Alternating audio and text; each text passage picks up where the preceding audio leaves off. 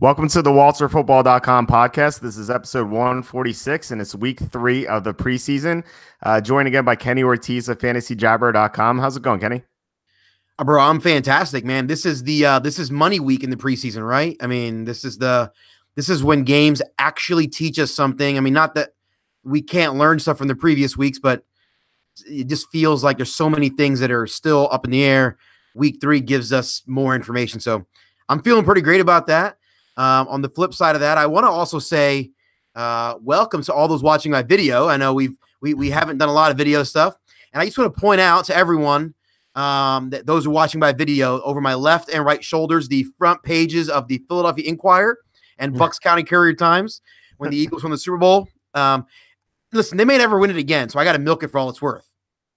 I live in the Philly area, and I've never heard of the Bucks County Courier-Times, so I'm kind of questioning the legitimacy of that newspaper right there. You've never heard of the Bucks County Courier-Times? It's the major newspaper of Bucks County. It's the largest newspaper north of the city. I live in Bucks County. I've never heard of it. So that's remarkable. Everyone in Bucks County right now is just everyone from Levittown to Doylestown just can't believe you. But so for those of you who are only listening to audio and you're not watching the video, I've got multiple front pages of newspapers framed on my wall at my office. 2 from the Eagles Super Bowl this year, and then 1 from the Phillies World Championship of 2008. And I can't believe you've never heard of the Bucks County Courier-Times. This is remarkable to me. That major newspaper I've never heard of in my own town. Yeah. I have nothing on my wall except for my whiteboard. I do have an autograph photo. It's not in the frame, but it's of Kyle MacLachlan, the star of Twin Peaks, and his autograph. And my wife got it for me for Christmas, so I think I should put it on my wall. So like maybe people will see it. So that'll be cool. I think you need to put that on the wall and future episodes, and so people will be I think that'll inspire people to go watch the video. I think people will stop listening to the audio and will go to the site just for the video. That's how important it is. Yeah, absolutely. Well, if you're a Twin Peaks fan, I think people would agree with that sentiment. But so we have a lot to talk about today. We're going to have our top 5 fantasy football sleepers. Talk about the Adrian Peterson signing and a couple of other signings. Unfortunately, we have to begin on a somber note. There was some bad news that came out today in the NFL. Cowboys center Travis Frederick, who I think is the best center in the NFL. He was diagnosed with a degenerative nerve disease. It's called Guillain-Barré syndrome.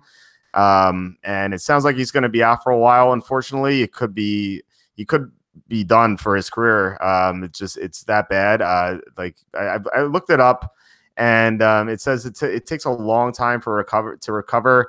But most people do recover, but there could be long-term effects, which sounds scary. So hopefully Frederick can make a quick recovery and come back to the NFL. And I guess the one good thing is that he's going to have like the best doctors helping him out. So he'll have a good chance to recover. But I mean, this has to be terrible news. I mean, obviously for him, but also the Cowboys as well, right? I think he's the best center. But you're right. He's definitely in competition. And this is not good news for the Dallas Cowboys offensive line. I mean, for many years, we've talked about them being the best. I think they took a step back last year. And now that you've got a major blow in losing your one of your best offensive linemen, particularly in the interior, I think no doubt this is bad. Is this can they not recover from this? Of course they can. I mean, they can recover. They can still end up being great. We've seen offensive lines lose players and still be productive. And the Eagles losing Hall of Famer Jason Peters a year ago, and a very pedestrian, mediocre, or even subpar player, Vaitai, steps in and has a good run in the second half of the year, and he plays good enough for the Eagles to win the Super Bowl. So I think they could, I think they could overcome this, but it's definitely going to be hard. Definitely sad for Frederick for sure, because I actually knew someone when I was in high school, my youth pastor at my church, the youth minister, who really was like a mentor and kind of a big brother to me when I was in high school. He actually got this same disease. And so I was like 15 at the time. He was like mid to late 20s at the time. And it took him like 3 years before he fully recovered. And even 20 years later, he still says like every now and then his memory is a little off.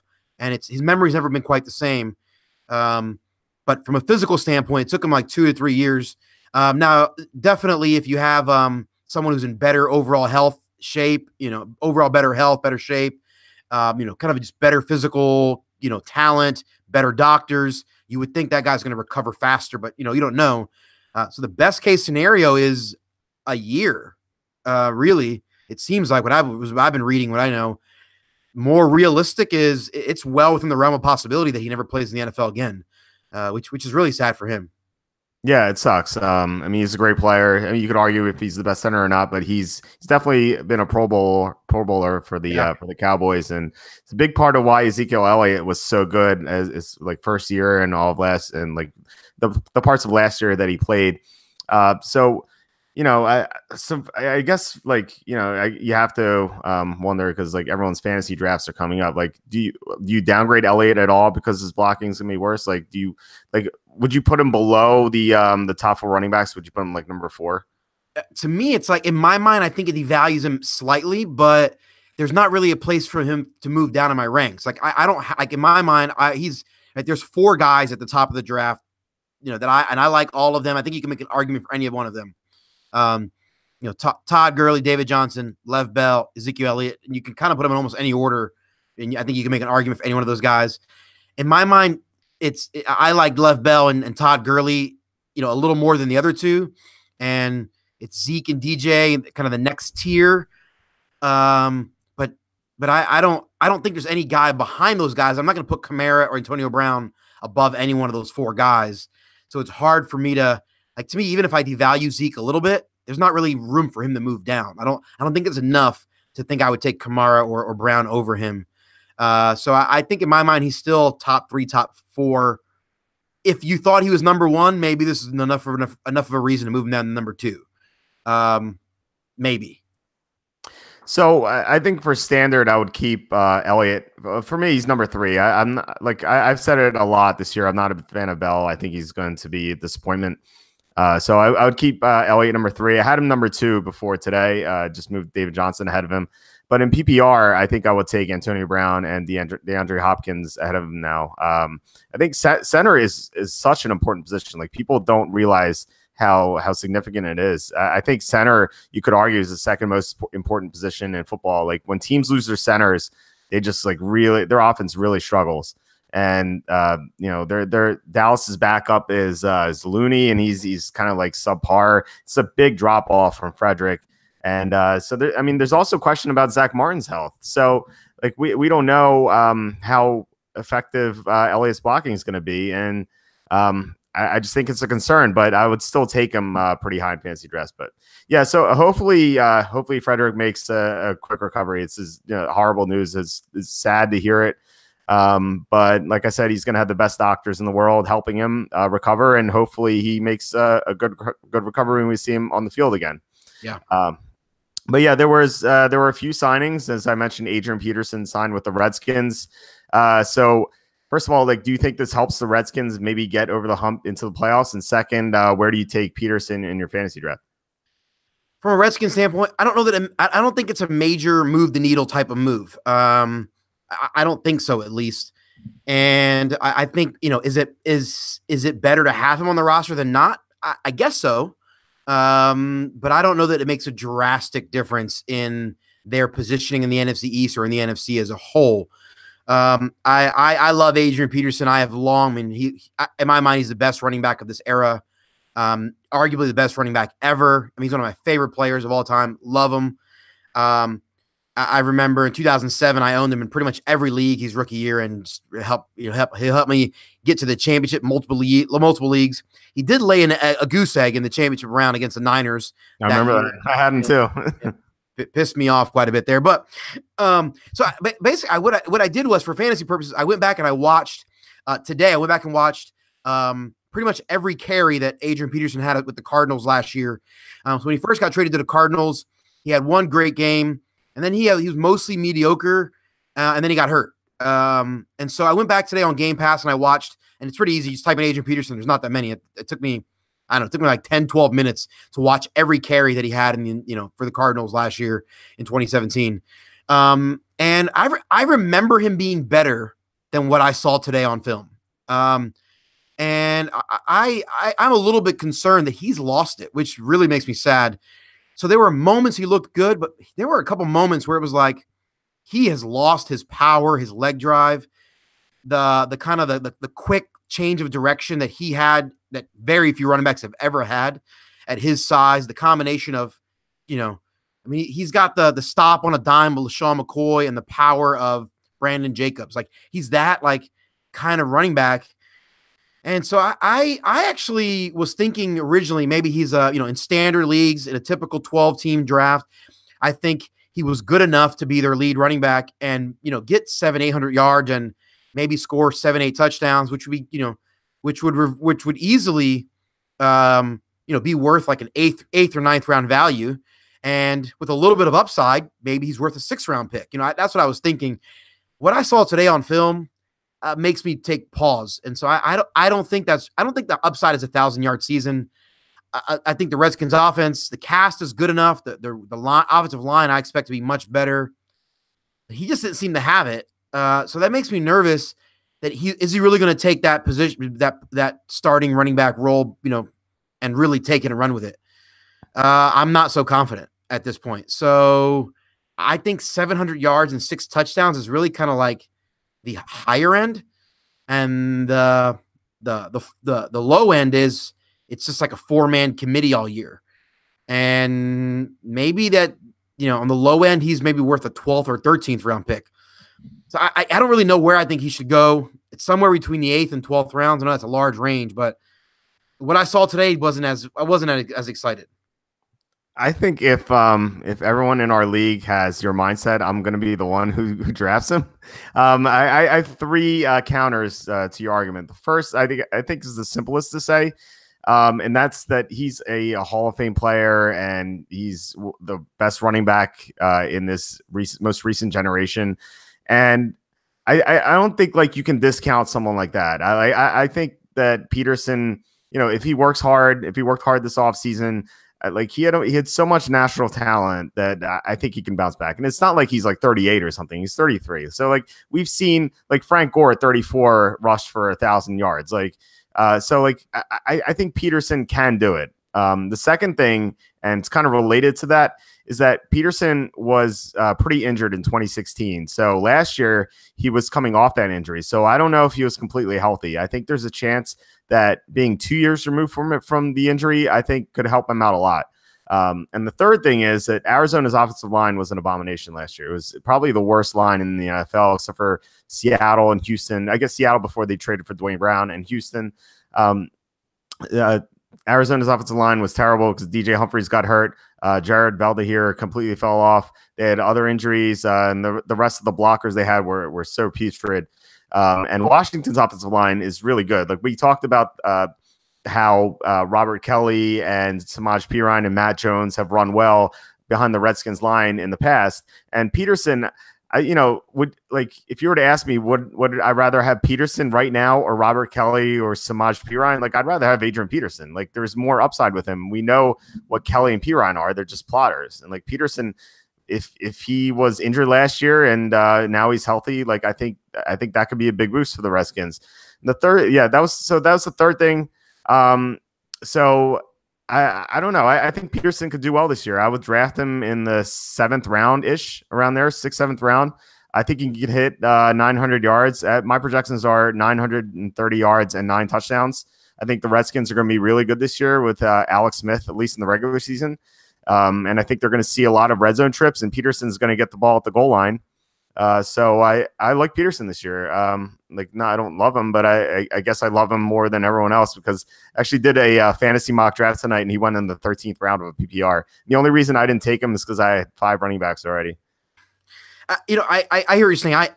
You're right. The Cardinals line sucked last year, but what I saw today was open lanes that he just couldn't get through. And I think I counted 12 to 15 times where he had a clear open lane and a mediocre running back would have gotten 3 or 4 yards, and he was only getting 1 or 2. And the old Adrian Peterson would have taken those and gotten 7 or 8. He is clearly not the same player he was. Maybe he was injured, maybe not. And then there's a list of other running backs that I think I just made a quick list. Terrell Davis, Jamal Charles, Marshall Faulk. Those guys were phenomenal, and they fell off really fast. What I saw today on film makes me nervous that Peterson is closer to that than he is 909. Now, I'm not necessarily saying I'm way off out there. I'm saying I think realistic is 650 to 700 yards and 6 or 7 touchdowns. I think is more realistic. But you're right. 1,000 yards and 9 touchdowns is not necessarily out of the realm of possibility if he was injured last year and he comes back healthy. So my projections in my mind aren't way off from yours, but I think that there's a difference between a 6th round pick and a 10th round pick. Yeah, that's true. So, yeah, I mean, 6th round pick. I would not like him in the 6th round. I think 7th round is kind of like the sweet spot for him. I would have Carlos Hyde a little bit ahead of him and some other guys. But if I don't get the players of that caliber, then I think Peterson's fine. I'd be okay with him as my 3rd running back on a fantasy team. By the way, I did take Adrian Peterson in my auction draft the other night. I spent $4 on him in an auction draft that was about 3.5 hours after he signed. Nice. And so in my mind, I was thinking 6 to 8, 6th, 7th round pick in a redraft for sure. But I'm speaking out of both sides of my mouth. I'm saying I don't really love him, but I did take him in an auction draft. So I'm not totally ripping the pick. What I saw today on film makes me a little more hesitant. That's all. Okay. Well, $4 is a great deal for Peterson for sure. And you know what? I like the Redskins a lot heading into this year. I think they had a lot of terrible luck last year with injuries. Like there were some weeks of the season last year where they couldn't even field like an offensive line. Like Morgan Moses had to play on one leg. Like that's how bad it was with the injuries. So if their offensive line is healthy this year, I like Peterson and I like the Redskins. I think they can go 9-7 or 10-6 and challenge for a playoff spot. And then they will ultimately lose right away in the playoffs because that's what Alex Smith does. But we're just talking about regular season. So I think that's what matters most. Right. Yeah. So, all right. There were a couple of other signings today. The Vikings signed safety George Iloka and the Raiders signed cornerback Dominic Rodgers-Cromartie. Obviously, as an Eagles fan, you are familiar with Rodgers-Cromartie. And Iloka, you live in Minnesota, so I think you should have some insight on both of these, right? Yes. I was listening to the Minnesota radio today, Sports Talk Radio, which, with all due respect to anyone from Minnesota, is the lowest quality sports talk radio of any city I've lived in. San Diego wasn't very good. I lived there for a little while. It was just okay. So this is sort of in the running, but I lived in Chicago, great sports talk radio there. Lived in East Texas, Dallas sports talk radio, and New Orleans sports talk radio. Very good. A lot of college football talk, in that part of the country as well. Even high school football talk.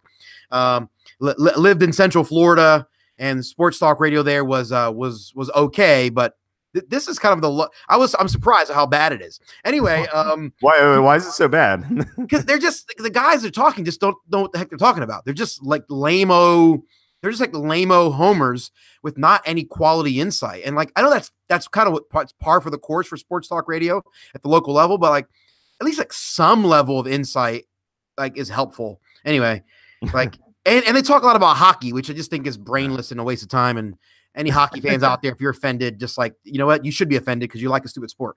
Anyway, I don't know. I'd rather listen to them talk about the WNBA before hocky, whatever. Anyway, wow. And I'm kind of like an anti-feminist, so whatever. Anyway, I just offended 5 groups of people in the last 65 seconds. Just keep going. And Cincinnati's a terrible city to live in. So I just keep adding to the list. Anyway, I've never lived there, but visited. Anyway, let's get back to my thought of the signing. Hey, I think this is a really good signing, actually. I give this an A. It's 1 year, low money, relatively low risk. I think it's a position they needed to address. And how frequently can you sign a starting safety that's decent caliber? He's going to be he's a top. He's not as good as he once was, but I think there's the potential, assuming he's healthy, top 12 to top 13 safety in the NFL, to add him to a already very good defense for low risk, low money. How often can you sign a guy on August, 22nd that's of this caliber? It just feels pretty rare. So I think it's a really good signing for the Vikings. I think it's going to help for sure. Cromartie, I don't know. I give it it's okay. It's mediocre. He was a good cornerback for a while. He's never great in my mind. He's certainly lost a step, but he's fine. But they're not paying him a lot of money. It's a low risk 1-year deal. Okay, and their back seven is projected in my mind to be very mediocre. So adding Cromartie could help. So maybe it's a C plus, B minus. It's okay, I guess. I thought you were going to say Minnesota's talk radio sucks because everyone's nice there, and like they wouldn't say anything insulting about the teams. Like the worst thing they say. Well, that too. Okay, yeah, that makes sense. Like the worst thing they say is like, oh, they don't look very good today, but maybe they'll be better tomorrow. Like I feel like that's like the attitude there in Minnesota. Like tremendous people there. My weekend trip there, everyone there was nice, so that was awesome. The only thing bad I have to say about Minnesota is the weather. It was completely awful. People here are very nice. It is true. Yeah, definitely. So with these signings, I completely agree with you. Iloka is going to be their third safety behind Harrison Smith and Andrew Sendejo. And in the past, they've had issues when one of those guys have gotten injured. Their secondary years regress a lot. And with Iloka on the roster now, like they don't really have to worry about that now. And the one cool thing is that Iloka played for Mike Zimmer when Zimmer was Cincinnati's defensive coordinator. So it's not like there's no like scheme like adjustment for him. Like he knows what to do. You just plug him in if you have to. So I think that's nice. The Cromartie signing, I don't know. I mean, I'm kind of torn on it. Like on one hand, John Gruden has gotten the most out of veterans before, and Rogers Cromartie used to be very talented. He's kind of regressed a little bit lately, but he's still like half decent. So he could add some like quality depth for the Raiders. But on the other hand, Cromartie is like clashed with coaching staffs in the past. Like if things are going bad, like he's going to make the locker room a lot worse. Like he did it with the Giants last year. Like he was so bad in the locker room, and he's been that way in a couple other locker rooms as well. So like that's what I'm wondering. Like if the Raiders get off to a slow start, like is he going to cause problems? So like that's my worry. So I would give Iloka an A, and I would give Rogers Cromartie a C plus. Oh, we're like right in line. Yeah, definitely. Unlike the Peterson. Well, that's boring. Yeah. Hopefully we'll have some disagreements with the fantasy sleepers, and we'll get to that. But first, a word from DraftKings.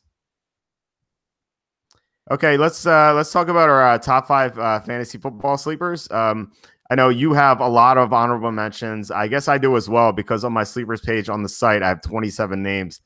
So who are your honorable mentions?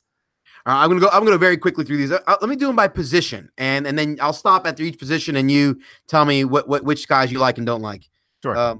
So I'll give you my tight ends. I'll give you those first. I like Charles Clay. I think his ADP is 14th, 15th round.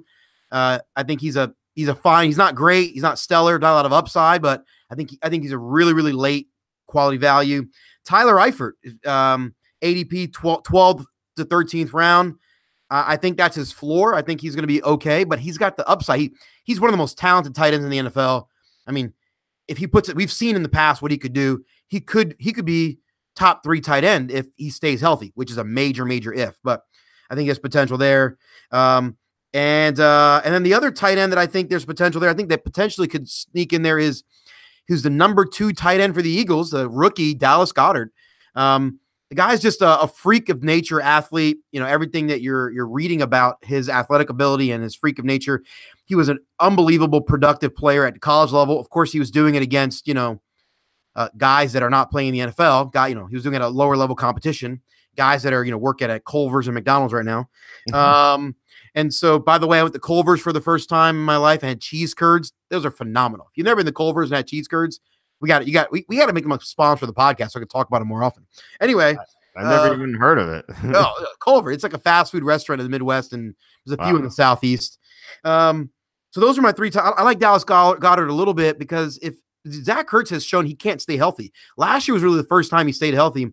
Every year he's had rib injuries in 2 seasons, concussion. He's had health problems. And I like Doug Peterson's creativity. Rookie tight ends rarely are all that productive, but I think this team, if their offense is what we think it's going to be, and even if it slightly regresses from last year, but if Zach Ertz were to get injured, I think Goddard could be the guy. He could score anywhere from 6 to 9 touchdowns. I know that maybe that sounds absurd, but I don't think that's out of the realm of the possibility if Zach Ertz gets injured. And pretty much Goddard is going undrafted in pretty much, most leagues, unless you're like a super deep league. So those are my tight end sleeper picks that I might be picking up. What do you think of those guys? I like two of those for sure. Eifert makes a lot of sense. I mean, if you're in a deep league and you're concerned if you're going to have to like keep a backup tight end on your roster, or like if you're in a league where you have to pay per transaction and you want to stash a second tight end on your roster, then I think Eifert's a great choice because he has so much upside. And his floor is pretty low though because of his injury history, but I think he could definitely be a big producer. And Goddard is someone I'm not going to draft him, but if Ertz gets hurt, he's going to be at the top of the ad drop page for sure. I mean, he could have a big year. We saw Trey Burton shine last year in like the 1 or 2 games Ertz missed, and Goddard would have the same production, maybe even more. And we saw Evan Ingram produce last year, so it's not like rookie tight ends. Yeah, they usually don't produce, but like we've seen it recently. So I think it could definitely happen. And Carson Wentz, if he's healthy, he can definitely make that happen. I have 2 sleeper tight ends myself. They're both undrafted ADP, according to Fantasy Football Calculator. The first is Ricky Seals-Jones from the Arizona Cardinals. He's a former receiver in college. He kind of like flashed a little bit last year. He had a couple of good games. Didn't do a lot in other games, but he's had a great training camp. And the big thing is that Mike Jurecki, who is the top team reporter in the NFL, like he covers the Cardinals better than anyone covers any other team. And there are a lot of good team reporters out there for sure, but Jurecki's great, and Jurecki loves Seals-Jones. So like that's enough to seal for me. Like I would take Seals-Jones in like the 13th or 14th round if I needed a tight end. The other tight end is Blake Jarwin from the Cowboys. Dak Prescott's been targeting him a lot in the preseason and training camp, and they needed a replacement for Jason Witten, and Jarwin has been the guy. It seems like all the team reporters for the Cowboys think Jarwin will be the guy for Prescott. So he's another guy I would take in like the 13th round. Nice. I haven't seen him play a bunch, but I like that the idea of say, hey, who's this guy like? Who's Dak liking a lot? Yeah, definitely. All right. So who are your, I guess, go with your next position. Next position of honorable. Again, these are just honorable mention guys. I'll go fast. There's 2 types of receivers that I think I've got listed here. I'll mention their names and then I'll go back and explain. I got D.D. Westbrook. I got Sterling Shepard. And I got Kenny Galladay and Mike Gallup. Those are all 4 guys that in my mind are the same type of player. When I say type of player, I mean, they're all guys being drafted late.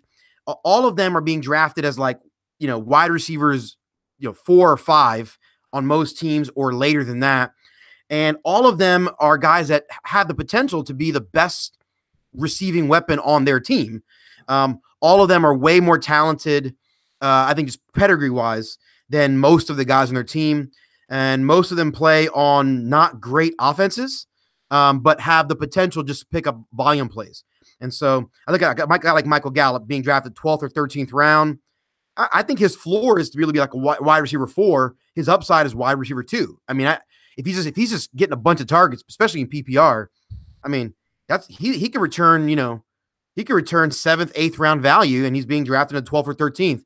Now I do suspect he's going to creep up, and maybe in the next week, maybe we'll see his ADP more like round 10. But similarly with Kenny Galladay in Detroit, like I think, he could be, if he's a 12th round pick, maybe that's what his value is, but I think that's his floor. His upside is like 6th round value. And D.D. Westbrook, he's being drafted round 13 to 16, depending on where you look. I think his floor is like 12th round value. His upside is like 7th round value. And I think he's the best receiver on that team, just on pure talent and ability. So I think those are the types of guys. The other type of receiver that I think is a guy that I would say is like not great, but just is going to be the number 2 guy in a potentially good offense. So I think Tywan Taylor is that option, is a guy like that. He's going undrafted for the Titans. I would say Ryan Grant, if Andrew Luck is healthy, which is a major if, but if he is, Ryan Grant is, pretty much undrafted in most leagues. He could be the second receiving option in an Andrew Luck offense. That could be great.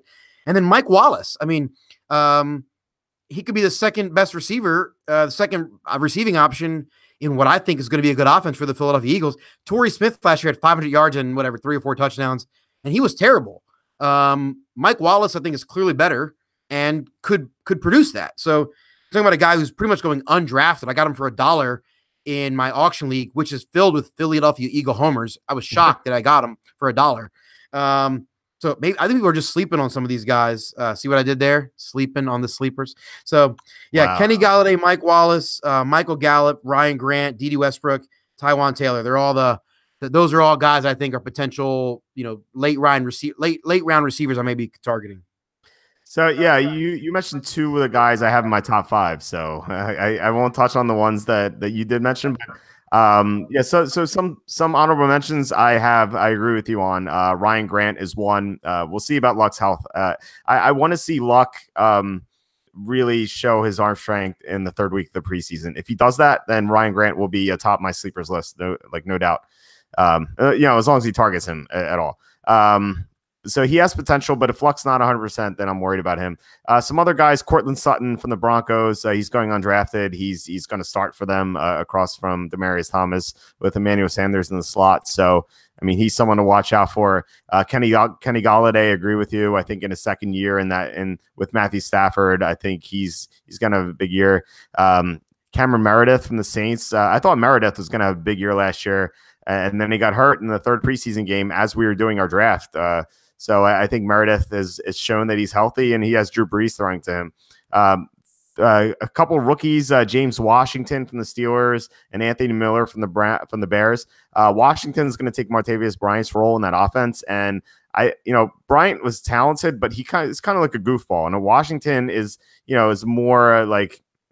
He's going to be like more focused and stuff like that. So I think he has potential to really shine. Anthony Miller has been Chicago's best receiver so far in the preseason. Like Allen Robinson hasn't really played, but Miller has thrived. So I kind of like him there. Tywan Taylor, you mentioned, and the one other guy is what's his name? Rashard Higgins from the Browns. It's kind of like, I don't know if I draft him yet. I need to see him. I need to see one more game from him. But he's made some really great catches in the preseason. Like the Browns broadcasters, they called him king of the back shoulder catch because like he's caught like a bunch of those in the preseason. And I know like, yeah, it's the preseason, but he's looked good in the training camp as well. And like it's translated, and he has a good rapport with Tyrod Taylor. So I think he could just come out of nowhere and be their number 2 receiver. The one catch is that Josh Gordon's going to potentially come back, but if Gordon gets in trouble, I think Higgins is going to do well. I wouldn't draft Higgins, but he's someone I'm going to like monitor on the waiver wire and like probably have him on the ad drop at some point. Yeah, I like some of those guys as well. Okay, so I guess you're doing running backs. I actually have no running backs in my honorable mention. That's odd. There was every running back that I like made it into my top list. So there aren't any other guys that really stand out to me. There are 2 other players. There's actually one other receiver I specifically left out, and then one quarterback. So I'll give you Sterling Shepard. And the reason why I like him more, he barely missed my top 5. In my mind, he's like in my top 5, I've got 7. So I cheated. So Shepard would be my 8th. To me, Sterling Shepard, his ADP is 9th to 11th round, depending on your format, and where you look. He's being drafted as wide receiver 4.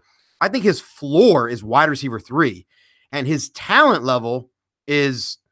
I think that team could have a better offense overall, and so he's really good out of the slot. And it sounds like they're running some plays for him even on the outside and some different packages. If they're doing that and they're going to use him more, I just think he's a really good route runner. He's really good in tight spots. He's a quick receiver, and I really like him as a guy. I think he could be easily a wide receiver 3 in a lot of league formats, which really is kind of 6th round value. And so I think I'm going to end up drafting him in a lot. If he's going in the 10th round of leagues, I'm going to own him in a lot of leagues, I think, this year. I haven't drafted much of my mock drafts. I just kind of been noting him. But I think I'm going to end up owning a lot of Shepard this season. Interesting. I'm a little worried because they have Saquon Barkley, Odell Beckham, and Evan Ingram to throw to. So it's a lot of targets, and Eli Manning's not really that good at his stage of his career. But I mean, that's an interesting name. Like I could definitely see Shepard doing well. I have two honorable mentions sleeper running backs. The first is Peyton Barber. His ADP is 1005. He sounds like he's going to be the starter this year. I know you like Ronald Jones. I do not like Ronald Jones. That's like the one big thing we've disagreed on. But one of a few things we disagreed on this summer. I think Barber is going to start. Jones has kind of been a slacker. He doesn't do well in the passing game, and Barber has really worked out hard this offseason. Yeah, he looks great, and I mean he's been the better running back in both training camp and the preseason games. So I like Barber in the 10th round, 9th, 10th round, and then Corey Clement, you're the running back of your Philadelphia Eagles.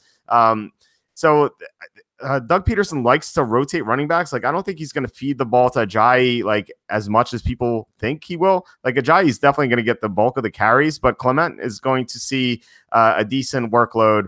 And the Eagles are concerned about Ajayi's like long-term health. So like if they're right and Ajayi goes down, like Clement all of a sudden turns into an RB2. And it's not like he's a regular handcuff because he's going to get carries in the meantime.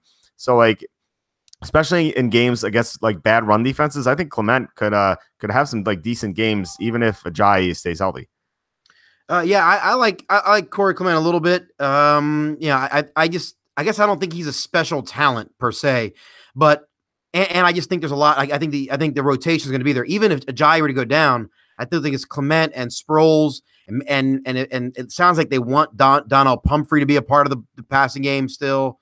Or the receiving game out of the backfield. I don't know if he makes the roster or not. They've got another running back in camp that's apparently the coaches like. So I guess my only concern is, does he get enough carries? But in PPR, I think he's definitely going to be a big part of the passing game. So I think in PPR, I like him more than standard. Okay. Any honorable mention quarterbacks? Yeah, the one guy I mention for me is Marcus Mariota. He's kind of like the perfect post-hype sleeper. I mean, last year he was being drafted as like quarterback 4 off the board in a lot of leagues, which was just absurd in my opinion. I'm in my big money auction league, which is a 2-quarterback league. He was the second most expensive quarterback off the board, only behind Aaron Rodgers, which was just insane. Aaron Rodgers went for like 50 something, and Mariota went for like 53. So wow. So he's way like depressed this year compared to that. I think people are sleeping on him because people get burnt and they just go, he burnt people. And so I think people just get jaded on players. And I think that's the case with Mariota. His ADP is all over the map, depending on what site you're at. Some sites have him at like 10th round. Some sites have him at like 12th or 13th. So I think it's weird. Like Football Guys has him like listed as like a 12th round. I think Fantasy Calculator has him listed as a 10th. And then I saw him somewhere else listed as a 14th. Like it's really strange why it seems to be inconsistent. But I think like the offensive system is going to be way better this year. I mean, he was playing for a team that was running an offense that was like out of 1925 last year. So like really? it has to be better. It looks like, I mean, he was good when he was healthy, but they were not healthy last year and they struggled. And so if he's healthy, they've got a better offensive system. He's got a good cast around him. He's got the cheat code. He can rush, he can run, he can rush and get rushing yards and touchdowns. I think it's well within the realm of possibility that he's a top 5 quarterback this year. And if not, his floor is quarterback 10, quarterback 12 in the 11th round. That's solid. I'm into that. I think he's going to play some bad defenses, particularly in the second half of the year. With the top 5 talent, I think Mariota's a guy that I may end up owning quite a bit. You know what? If Mariota stays healthy, I think he could be the top 8 fantasy quarterback. The problem is that he's been injured every year, like banged up or he's missed games. Last year, he missed one game and he had this like bulky hamstring that wouldn't go away for a few weeks.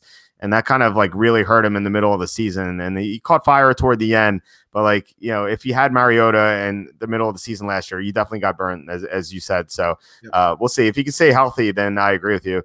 I have 2 honorable mention quarterbacks. Patrick Mahomes, his ADP is 1104. Andy Reid, as I talked about, like he's turned like watering the wine with some of the quarterbacks he's coached over the years, and Mahomes is the best like raw talent he's ever had. Like I know he's had McNabb, but Mahomes' arm is better than McNabb's was, and Mahomes also has the rushing ability. He's not as accurate as McNabb was, and not as seasoned as McNabb was coming out of Syracuse. But Mahomes has so much potential, and I think Andy Reid could get a lot out of him. So I think Mahomes could have a big year, especially like toward the end of the year. I think Mahomes will get better every week. And the other quarterback I like is Derek Carr. He had a 28-6 touchdown ratio in 2016, and he really struggled last year, but he got hurt in week 4. He injured his shoulder. He missed 1 week. Then he came back and was never the same. And Amari Cooper was hurt as well. The offensive line has some injuries. Like everything that could have went wrong for the Raiders went wrong last year. And now the Raiders are healthy. And they have Greg Olsen, by the way, who is the best quarterbacks coach in the NFL. He's going to be their offensive coordinator. But as far as coaching quarterbacks is concerned, there's no one better in the NFL than Greg Olsen. We saw what he did with Jared Goff last year. He took Josh Freeman to a Pro Bowl. Mark Bulger's best years were under Olsen. Blake Bortles' best year was under Olsen. Like Carr is going to have like this great season because of Greg Olsen.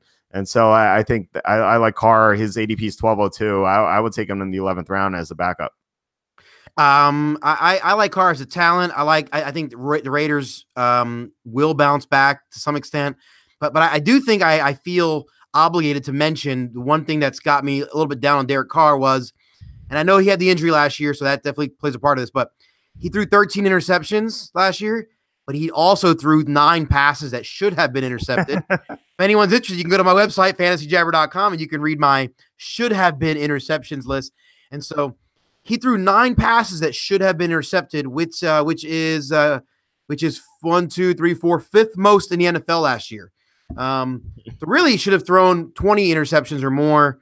So that gives me just a slight pause on Derek Carr, but I think you're mostly right in what you're saying. I guess like offhand, do you have the 2016 numbers on you? Because I'd be curious because he only had 6 interceptions in 2016. I don't have him in front of me right now, but I know he wasn't at the top of the list in 2016. He was more middle of the pack. Okay.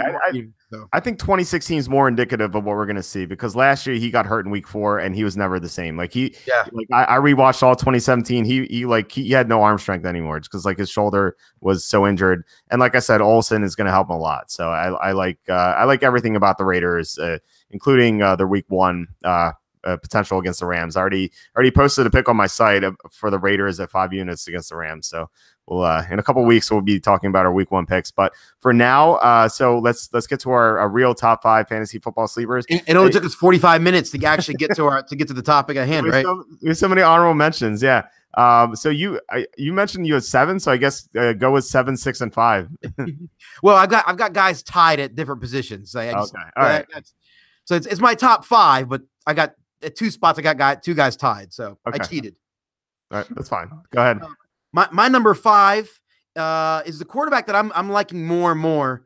And you mentioned Patrick Mahomes, by the way, who I didn't have my honorable mentions list, but I think you're right. He probably should have been on my honorable mention. So I agree wholeheartedly with him. The quarterback that we talked about a couple weeks ago that I think is a value pick in the middle rounds is Cam Newton, I think, but he's not really a sleeper. The guy who's more of a sleeper, and his ADP a couple weeks ago was the 10th round, but it has begun to creep up. On some sites, it's as high as 8th round. That's not exciting as a sleeper, but it's Jimmy Garoppolo. If it was still round 10, he would be higher on my list. But so he's the number 5 or number 7 player on my list. But I think he's got the upside to be a top 3 quarterback this year. I went back and watched a chunk of his passes in the 5 games he played last year, and I think overall he's good at everything. He's not necessarily stellar in a lot of areas, but there's one area where he is absolutely brilliant, and that is in his quick release. And you know what he reminds me of Kurt Warner in the release. Like he's that good. And if people don't like, if you watch a quarterback, when a quarterback drops back the pass, from the time he makes a decision on who's going to throw the ball to, he winds his arm up and he lets go of that ball. How long does it take? If it takes, the faster it goes, the harder it is for the defense to respond to it. I mean, half a second in the NFL is a lot of time for a safety to make a move on the ball. And from the time he locks in on a receiver to the time the ball is out of his hand, it is remarkably fast.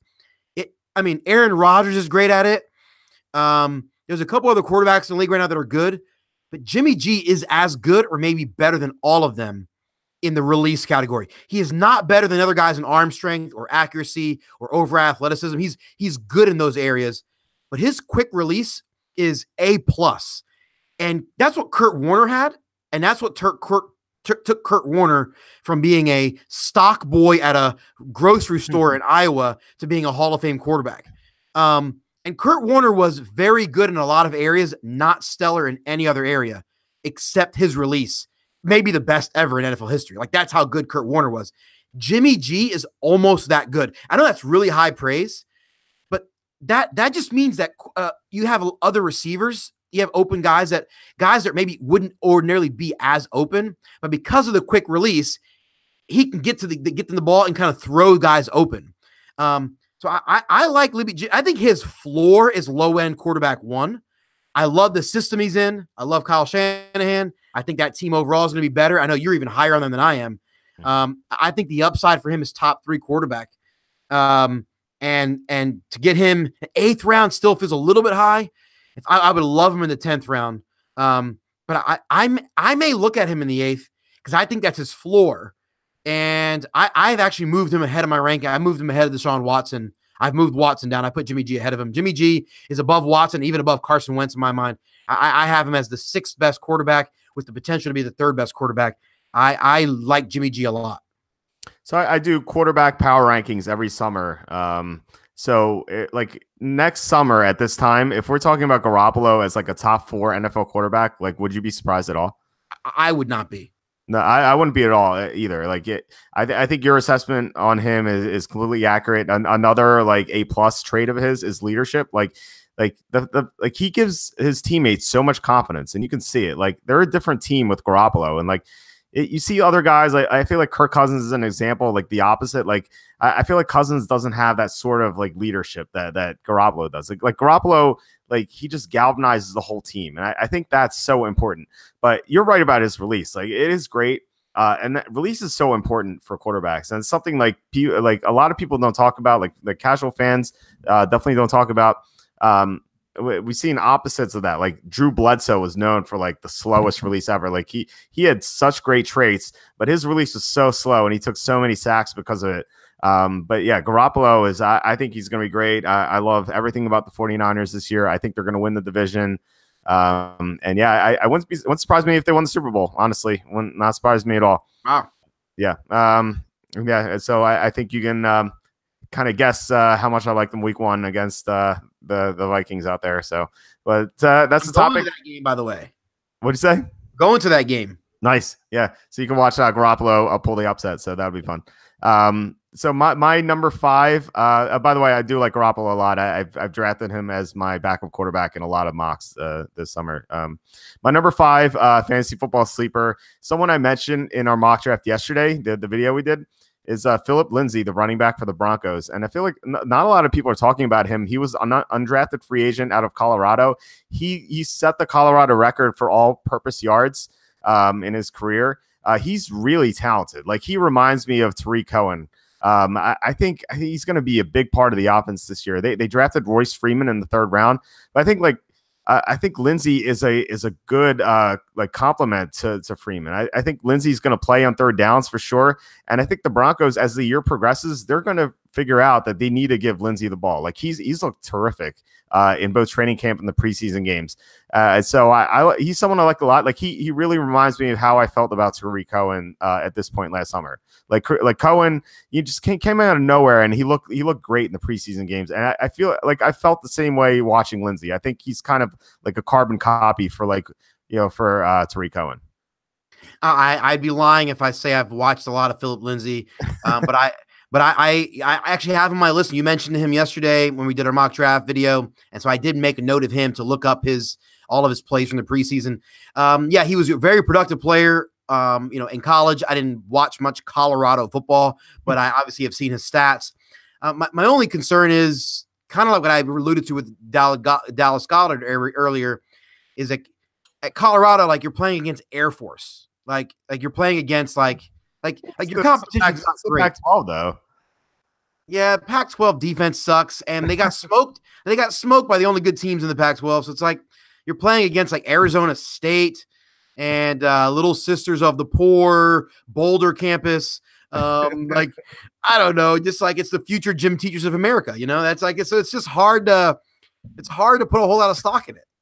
Yet another group you've offended, the Pac-12 football fans. So I guess you're on a roll tonight. I'm on a roll tonight. Come on. All right. So who's your number 4/6? Okay, so this is a tie. I've got a two-way tie here, and that's Kenny Stills and Tyrell Williams, and I lump them together because I think they are similar in a lot of ways. They're not they look similar in stature. I think Tyrell Williams I think he's taller. I'm not sure. And they have some overlap in skills, but they're not really the same style of player. Kenny Stills runs deep routes and seam routes and comeback routes. He's really good at the comeback route. Tyrell Williams runs more of the deeper route, not as good at the seam. He's not really a clean route runner, but he's got decent hands. He's got really quick feet, and he's really good at kind of at running some of the slants and stuff that guys his style you're not usually good at. You mentioned Mike Williams, and you mentioned he had a great catch in the preseason. Mike Williams is obviously the second year running back or your second year receiver out of Clemson. So I went back and watched him on Game Pass today. I watched all the plays from last year, which are not many because he was injured. But I watched some of his plays, and then I watched his preseason. And I've watched Tyrell Williams his whole career, obviously, at this point. I don't think Mike Williams has not showed me talent that is all that much better than Tyrell Williams.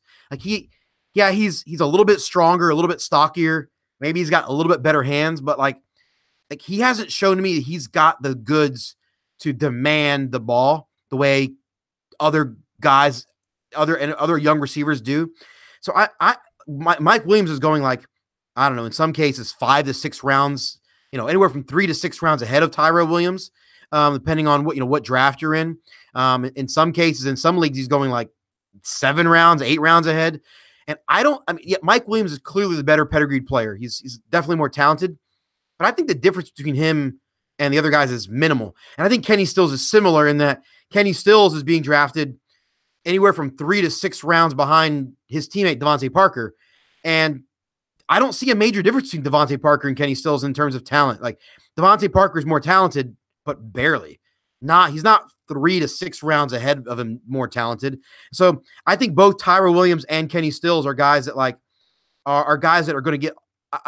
In Tyrell Williams' case, he's not going to be a high volume player, but I think there's a lot of good targets to go around because I expect the Chargers offense to be good, even better than last year. Kenny Stills is the kind of guy I think it's going to be a volume play because there maybe not a lot of options on that team. So I like them for different reasons in that regard, but they're both being drafted as like wide receivers 4 or 5. In my mind, both of them are like their low end is like wide receiver 3. Like I think they could be, if you have them as your third receiver, I think you could do a lot worse. And I think in Tyrell Williams' case, like if Mike Williams get injured and everything goes right for the Chargers, he could be like a wide receiver 2. We've actually seen him in the past flash that kind of ability. And so Kenny Stills, I don't think he has that upside, but I think he's a solid wide receiver 3. Tyrell Williams is going like in the 15th or 16th round. I think he's like an 8th or 9th round value, maybe 10th round at worst. Kenny Stills is going like in the 12th round. I think he's like a 7th or 8th round value. So I like both of those players quite a bit. I like Stills. I like him better than Parker as well. I think Parker sucks and his attitude has been terrible. If he weren't a first round pick, I think they would have cut him already. He's just been like that much of a turd. So I do like Stills, but with Tyrell Williams, we set this up well. Even though we didn't set it up, but so I have Mike Williams as my number 4 fantasy sleeper. Yeah, his ADP is 912, so I guess that like barely qualifies him because it's second half of the draft. But I think Williams is more talented than you said. He was the 7th overall pick in the 2017 draft, and he didn't play last year because he was injured. And I mean, yeah, he made that great catch in the preseason. I think that he's such a big frame that, I think Phillip Rivers is going to look a lot toward Mike Williams in the end zone. I like with Antonio Gates is gone, Hunter Henry's out for the year. like who's left besides Keenan Allen? Like you have Mike Williams, and like Williams is I feel like he's going to have the potential to catch 10 touchdowns this year from Phillip Rivers, and the Chargers are going to be in the red zone a lot because of Rivers. So I like Williams a lot. I would definitely draft him. Like if he's my third receiver, I don't feel great about it, but if he's my fourth receiver, I feel pretty confident that I'm going to get something out of him. I agree. Mike Williams is more talented than Tyrell Williams. Tyrell Williams ADP in most leagues is like the 16th round. Mike Williams the 9th round. I don't think they're 7 rounds apart in talent on the fantasy scale. And I guess that's where maybe you just, and this is completely subjective. I'm watching him on tape. I don't see what everyone else seems to see. I'm in the minority, I think. So you're in the more mainstream thought. I guess I don't see what everyone else seems to see. Well, maybe you could be right. I'm not going to say that Williams will for sure be a great fantasy player, but I think he's a lot of potential to catch a bunch of touchdowns this year. So who's your number 3/4, I guess? Yep. My number 3/4 is Jamison Crowder. And I just see, and the reason is because he's been a PPR monster. We've seen him be very good. 2 years ago when he really went off in PPR, I had him as an undrafted guy in multiple leagues, and he helped me win a championship in one league 2 years ago. So I always have affinity for guys that help me win titles. I still love Marshall Faulk and Eddie George based on the 1999 season. My second and third round picks that year. Anyway, so I like Jamison Crowder, but I think about Alex Smith and the type of players that Alex Smith has always liked. I think back to his days with the Niners and the types of routes that he would throw to the receivers and the types of players that he played with there. I like his style of play. He likes to throw the check down over the middle of the field, whether that's to the tight end or to receivers that are good in the middle of the field. He likes that, guys. He did the same with the Chiefs. We saw him target the heck out of Travis Kelce. And, this past year, Alex Smith threw the ball deep for the first time in his career. But it's more of an aberration, and I think that had more to do with Tyreek Hill than anything else. So that I don't think that's a repeatable, particularly with the personnel of the Redskins this year. They don't really have great downfield guys. Jordan Reed and Jamison Crowder are the two guys that are going to kind of dominate the middle of the field. And I fully expect Jordan Reed, although he's very talented, at some point to be injured. I don't believe he can stay healthy at this point. It's tragic as it is because he's such a great player. Yeah. So I like Jamison Crowder a lot. I think him. I expect the Redskins offense to be much better and healthier. I don't know how much Adrian Peterson makes a difference, but I don't think that impacts Jamison Crowder's ability. Maybe it even helps the running game. Maybe the running game is even better with AP, and therefore they're on the field longer, which just means more opportunities for Crowder in the middle of the field. He's being drafted. His ADP is like round 9 or 10. It's a little bit higher in PPR. In standard, it's like 10th round. In PPR, it's like 8th round. I think in standard, he's easily a fourth receiver for a team. In PPR, he is easily a wide receiver 3. And if that Redskins team takes maybe a bigger step forward than I think they will, he's a wide receiver 2 in PPR. He's a top 25 receiver in PPR. That's easily 5th or 6th round value. And he's being drafted in the 8th, 9th, or 10th. I love Jamison Crowder at that spot, and I think he's going to be very good. So I'm really surprised he's not being drafted higher. I just think he's kind of a not sexy pick in a lot of minds of a lot of people. And I think people are making a mistake not targeting him.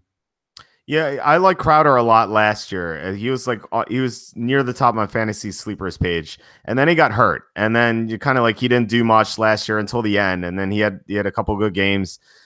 So yeah, when I heard this summer that I kind of forgot about him, and then I heard this summer that Crowder is looking good in training camp. I'm like, oh yeah, I like Crowder, and then he got hurt.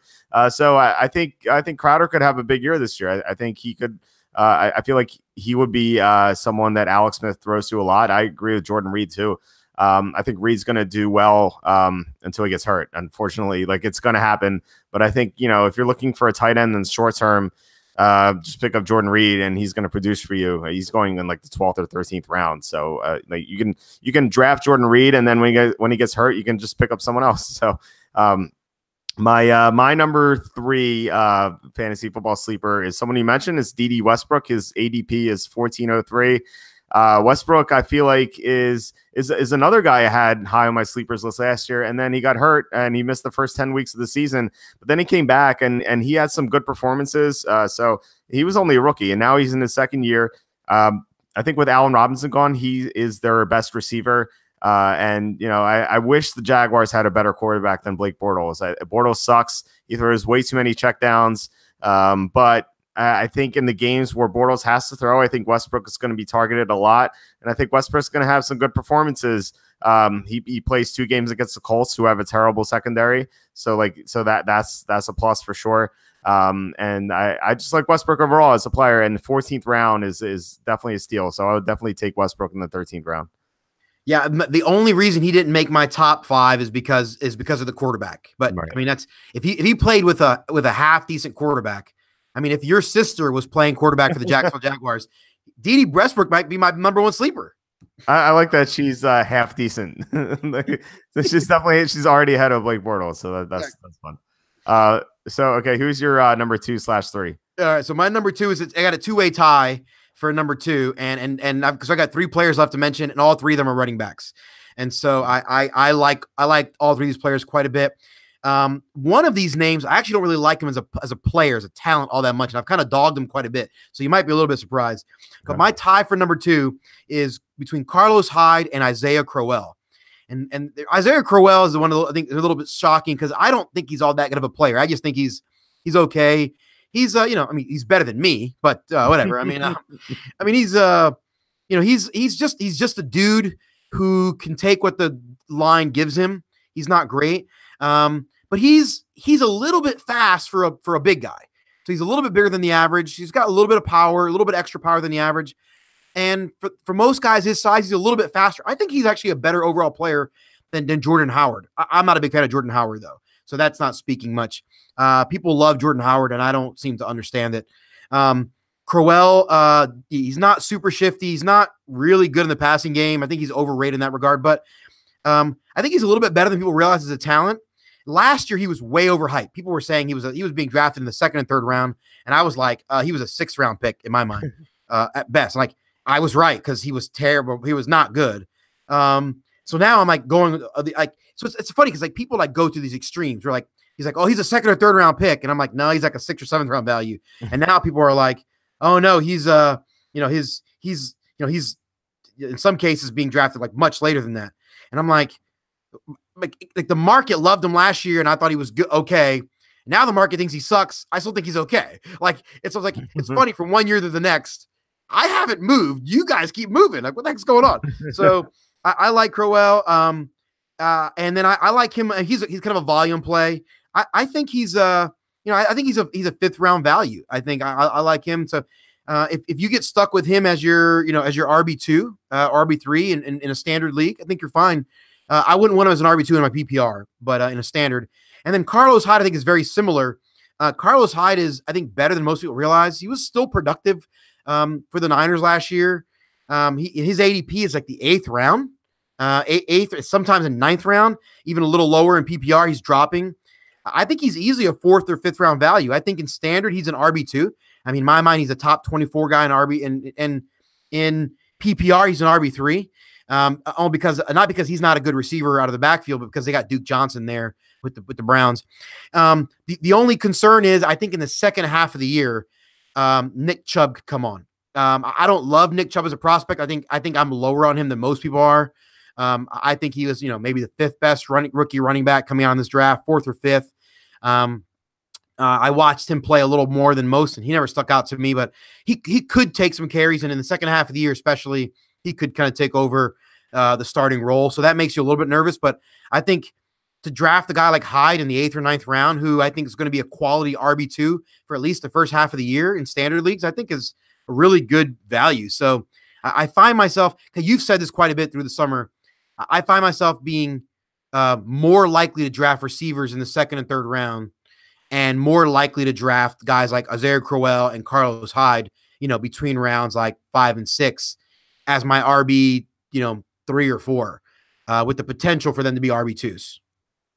Yeah, I like Hyde a lot. I think I mentioned him last week in the mid range, the mid round value guys. So yeah, I mean, yeah, I like Hyde. I think he can have a big year if he stays healthy. The health is the only concern as far as I'm as far as I'm concerned. Like with Nick Chubb, I'm not as worried about Chubb. I think he was way overdrafted. I thought he should have been a third round pick instead of the top of the second round. I thought that was too early. So I like Hyde as long as he stays healthy. Crowell is like a different story. Like I feel like Crowell has the potential to do well, but the problem is that like he has dogged it sometimes, and I wonder if like the effort's going to be there. I think if you can figure out who the best running back on the Jets will be, you're going to have a great sleeper on your hands. Like if that's Crowell, then it's Crowell. It could be Thomas Rolls, it could be Bilal Powell, it could be Eli McGuire once he gets healthy. Like I feel like whoever steps up in the Jets running back core, if someone does step up, I think like that's going to be a productive player because the Jets have Sam Darnold now, and people are going to or defenses are going to start respecting the Jets passing game once they figure out that Darnold is the real deal, and he certainly looks that way so far in the preseason. And they got my boy Robbie Anderson. Don't forget. Come on, man. That's right. Yeah, Robbie Anderson for sure. Robbie Anderson is another guy I mentioned in my mid round values, and yeah, they've Trey McBride stepping up. McBride is like someone that draft analysts liked a lot coming out of the draft in 2015. And he's bounced around a little bit, but he's had a great summer, and he and Darnold have connected well.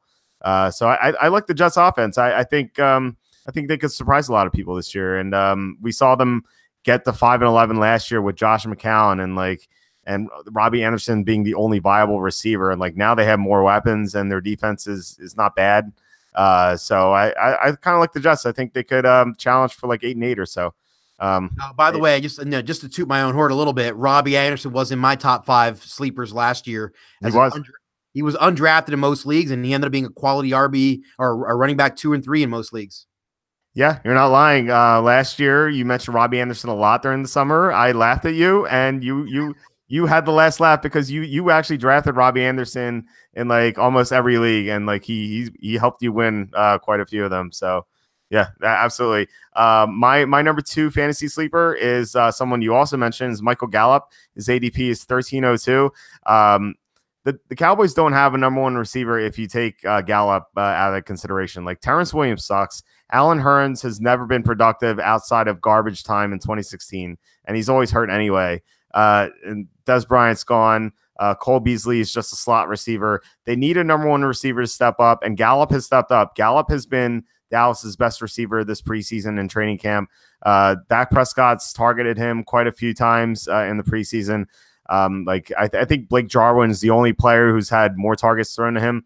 So I think Dak Prescott had Jason Witten and Des Bryant before, and now he has Blake Jarwin and Michael Gallup. And I think Michael Gallup could have a big year despite being a rookie. And 13th round, I think, is a great bargain for him. I would draft him in. Actually, we did a fantasy mock draft yesterday, and I considered drafting him in the 9th round. And I said, oh, maybe he'll come back to me in the 10th round, and he didn't. So I think like people are starting to pick up on Gallup. Yeah. But there's a chance that the owners in your league might not. So I think Gallup is definitely someone to watch out for. I mean, he's being drafted as a wide receiver 5 across the board in most ADP sites. I think his floor is a wide receiver 4. His upside is a wide receiver 2. Right? I mean, I think his upside is to be a top 20 receiver. Just because of just lots of volume. I mean, if we look up at the end of the year and he's got 110 targets or more, would you be surprised?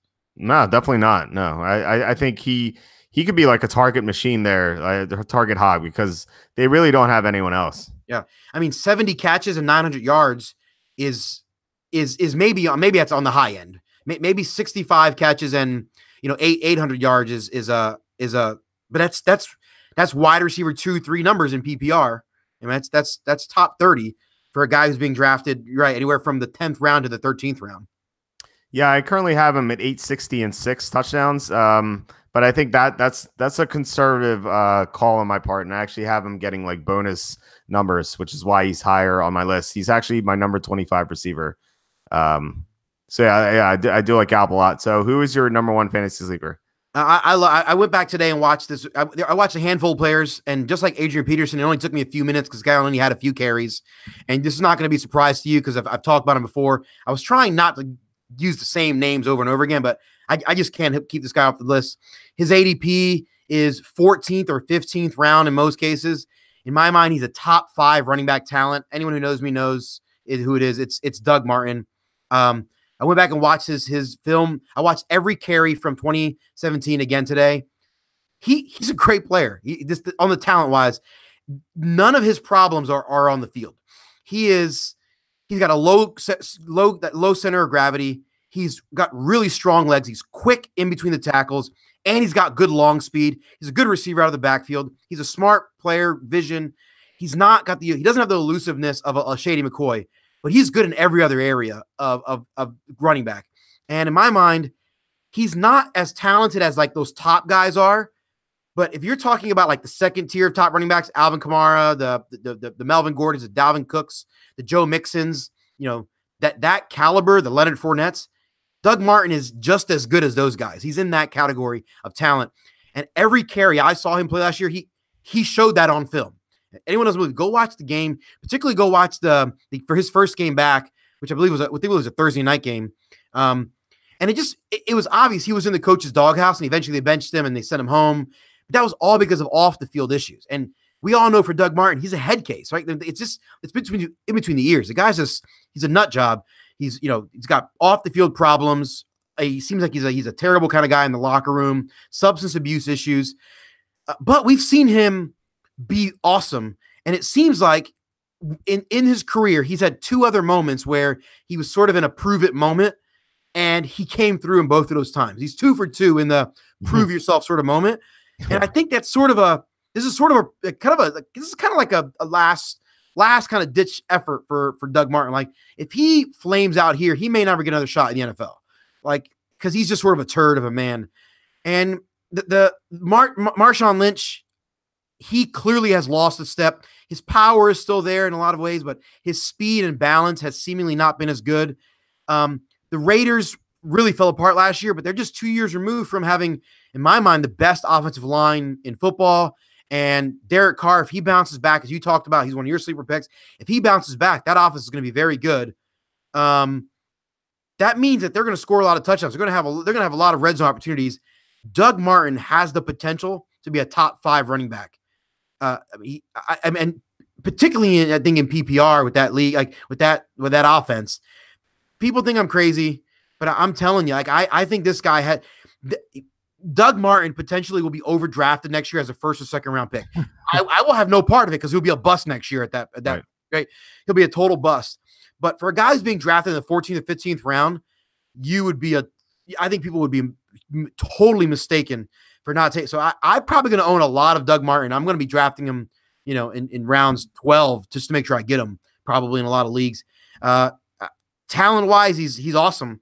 And I think you could do a lot worse. I think he is far and away better than every other running back being drafted round 10 or later. Yeah, Martin is 2 for 2 in improvement moments, and he's 4 for 4 in non-improvement moments. Like that's how his career has gone. Like when he doesn't need a new contract, he sucks, and when he needs a new contract, he's awesome. And like he's in an ultimate prove it contract because you're right. If he sucks this year, then he's done. Like I don't think anyone's going to sign him. Like John Gruden, like. He's got like I feel like Gruden just signed him because of his ties to Tampa, and like I feel like he knows how much of a talent that Martin is, and we've seen Gruden in the past get a lot out of like veteran washed up players. Like granted, it was like 10 years ago, but he still was able to do it, and I think he's going to be able to do that with Martin. I agree. I think the only thing standing in Martin's way is Marshawn Lynch. Like Marshawn Lynch is going to get the carries until he either really struggles or gets hurt. And he could really struggle. Like that could definitely happen. But otherwise, you have to wait for an injury. But I do think if Martin starts, then yeah, top 5, top 10 potential, definitely. And you're right. I could see us talking next year, doing our top 5 busts, and Martin is going to be at the top of our list, both of our lists. And yet he's still going to be, his ADP is going to be like 203 or 204 for some reason. The other thing, the thing about Doug, he may not get a chance. By the way, I'm on a first name basis with him. I call him Doug. I think one of the issues with him will be that he that he'll be dry. He'll be free on the waiver wire in a lot of leagues because he won't get the opening. Like the first 3 games of the year, he probably doesn't get the carries. He probably doesn't get worked in immediately. And so he's the kind of guy that may go undrafted in your league, or if he gets drafted late, he may even get dropped. You may be able to get him off the scrap heap in week 3. He's the kind of guy that could be a league winner. I think in the second half of the year, the combination of taking the starting job away from Lynch, as well as that offense kind of just getting on a roll, I think he's the kind of guy that maybe his cumulative numbers at the end of the year are maybe he's RB 17, but in the last 8 weeks of the year, the last 7 weeks of the year, including fantasy playoffs, he's like RB 3. Like that's the trajectory I think he's potentially on. So he could be a league winner. Yeah. Oh yeah, definitely. He can be one of those guys who's talked about, in years to come as like someone who's helped them win leagues, like Billy Volek, like 15 years ago when he had like 400-yard games out of nowhere for some reason, and then he just did nothing for the rest of his career. So yeah, I like Martin. I think that's a great top sleeper. He didn't make my list. I guess I forgot about him. And plus, like Marshawn Lynch needs to be hurt, or really struggle. But yeah, I like Martin. My number 1 fantasy football sleeper is DJ Moore, the receiver for the Panthers, the number 24th overall selection in the 2018 draft. Moore was like a lot of teams like Moore. I know for a fact that the Arizona Cardinals were going to draft DJ Moore at number 15 overall if they couldn't trade up for Josh Rosen. Like that's how much they liked him. There was talk at number 16, the Ravens taking Moore as well. So he was considered the top receiver in this draft over Calvin Ridley, who's really highly regarded, and Cortland Sutton, who's done well for the Broncos. And DJ Moore he's been impressive in training camp. Preseason, the Panthers really haven't done all that much in the preseason, and they might be hiding stuff. But the thing is that like the Panthers, first of all, they don't really have a number 1 receiver outside of Moore. It's like Devin Funchess, and Funchess kind of sucks. And then you have Greg Olsen, who's entering his mid-30s, so he's going to decline. And so like someone's going to have to take those targets, and I think it's going to be Moore. The second thing is that Norv Turner is going to be coaching the Panthers this year, and just from what I've heard from behind the scenes, Cam Newton has really taken to Norv Turner's system. Newton has looked great in training camp. I think that'll carry over to the preseason. I think Newton, you agree, Newton's going to have a big year. We talked about it. And if Newton's going to have a big year, who's going to catch his passes besides Christian McCaffrey and Olsen? I think it's going to be DJ Moore. His ADP is 1008. I would take Moore in the 8th round. I just think he's going to be really good. So yeah, Moore is my top fantasy sleeper. And we've seen Cam Newton not be afraid to throw it up to big rookie receivers. We saw what they did with Kelvin Benjamin several years ago, and I think DJ Moore is a far superior athlete, in my opinion, to Kelvin Benjamin. Yeah, definitely. We're actually doing a mock draft today, just our regular mock draft. And someone said, like, wasn't there some sort of off the field issue with DJ Moore? He actually got cited for driving 113 miles an hour in a 65 zone. But I don't think that's a big deal. It's not like he was like doing drugs or doing something like horrible. It was just like, I mean, he's a young kid. He's going to do stupid things. Like I've been caught speeding before, not 113, but like close to 100. So like, and I was a dumb kid. I was like as old as Moore is right now. So, it's something that I don't think is a big deal. And I just think Moore is going to have a big year. So those are my top 5 fantasy sleepers. Nice. Yeah. I like DJ Moore as a talent based on everything I've read about him. I'm reading things from Dane Brugler and Matt Waldman, and obviously Charlie Campbell on your site. And just, everything you read about this guy is that he is as good as Calvin Ridley, a very different style player, but he's as good, and some teams even had him ahead of Ridley. Yeah, for sure. All right. Yeah, that's it for this week. We'll be back next week. And it's only going to be a couple more weeks until we're doing our week 1 picks. So I'm definitely looking forward to that. And I guess I will talk to you next week. Do you have anything going on fantasyjabber.com? I'll make sure we have the sleeper picks up. And I actually got some of the video. I got 2 videos that I just posted on the site. One is that they are actually, the audio for them are posted on the podcast, but I've got the video on the site as well. So principles of value-based drafting and the flaws of value-based drafting, both are videos. They're about 45 minutes each, me kind of just talking through some philosophies of value-based drafting that I think could be helpful for people. Awesome. Definitely check that out. And we did kind of alluded it to it earlier. We did a fantasy football mock draft video. So if you go to YouTube and type in Walter Football, you can definitely you can check that out and I guess subscribe because we'll have more mock draft videos in the coming weeks. I'm at walterfootball.com. Tons of fantasy content as usual. Our 2019-2020 mock drafts are both updated. Season previews if you want to check those out, updated power rankings and quarterback power rankings. And yeah, I actually have 2 week 1 picks already posted. My pick of the month with the Browns over the Steelers, and my 5-unit pick with the Raiders over the Rams. And there might be another one soon. I'll say right now, I love the 49ers +6 over the Vikings. I want to see if it goes to 6.5. Or at least +6 -105. If it hits +6 -105, I think I'm going to pull the trigger on the 49ers. So that's something to look out for. I'll tweet it out if I make the pick official. So yeah, that's something we'll be talking about in 2 weeks, right? I love it. I'm looking forward to it. Yeah, me too. All right, I will talk to you next week. You the man, Walt. All right, too. Bye.